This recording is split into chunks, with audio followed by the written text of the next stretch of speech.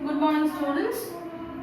This will be my new class for you all, that is class 10, and as you know my subject, that is history, and we will have a new class for at least some minutes, and we will try to explain everything to you, whatever is today's part. Okay, so you know that we are discussing about the nationalism, the spread of nationalism in Europe. So we are here to discuss about the first topic or the first unification of European states. Okay, so now in previous classes, as I have discussed, that in 1848, this is nationalism in Europe.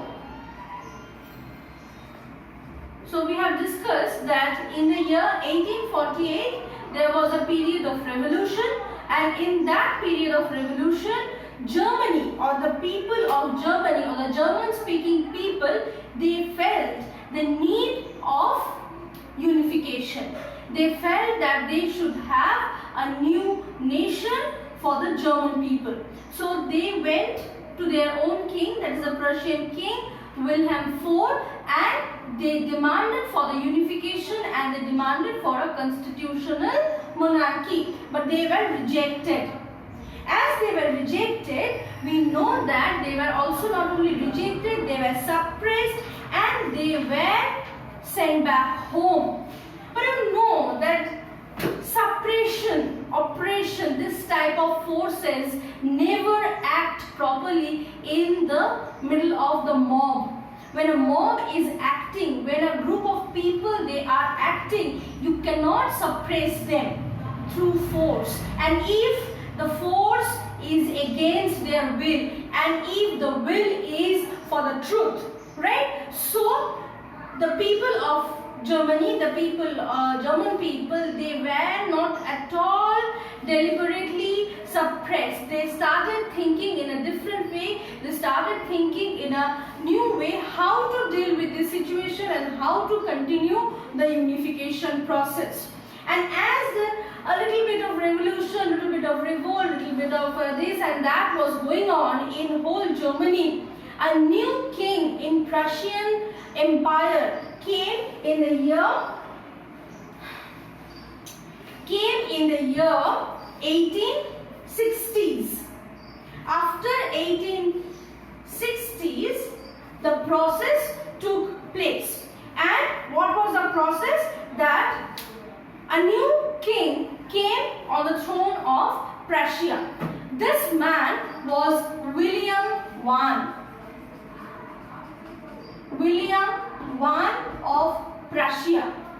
He understood that if he tried to control the Germans in this way, they may react like the French Revolution, and then the whole power of William I will be destroyed. And he didn't want that. Nobody will want that, right? So nobody will want that. So as like that, William I also did not like that. So what he did, he asked his prime minister, his chief minister, whose name was Otto von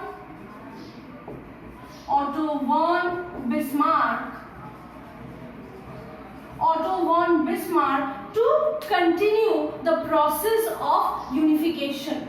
This man, this Otto von Bismarck, was a very, very intelligent man, and he was a very, very good politician.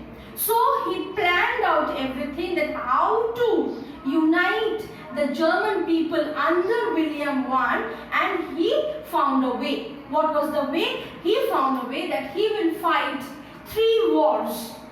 He will fight 3 wars with which country? With first the France, then Austria, and then Hungary. These 3. He will fight the 3 wars with France, Austria and Hungary, and will unite the German people, because the German speaking people were living in France, Austria and Hungary. So he fought the 3 wars in 7 years. And after that in 1871, finally in 1871, in the month of January, William I became the ruler of United Germany. So in the year 1871, the German unification was completed. Germany became a new nation. The German people could speak the German language now. The German people could hoist the tricolor now. The German people can say that this is my nation. That is the unity, that is the love for the nation, right? That is called a nationalism. A true nationalist person is that who loves his country so much. So the German people, they showed their love, and finally in the year 1871, through 3 wars,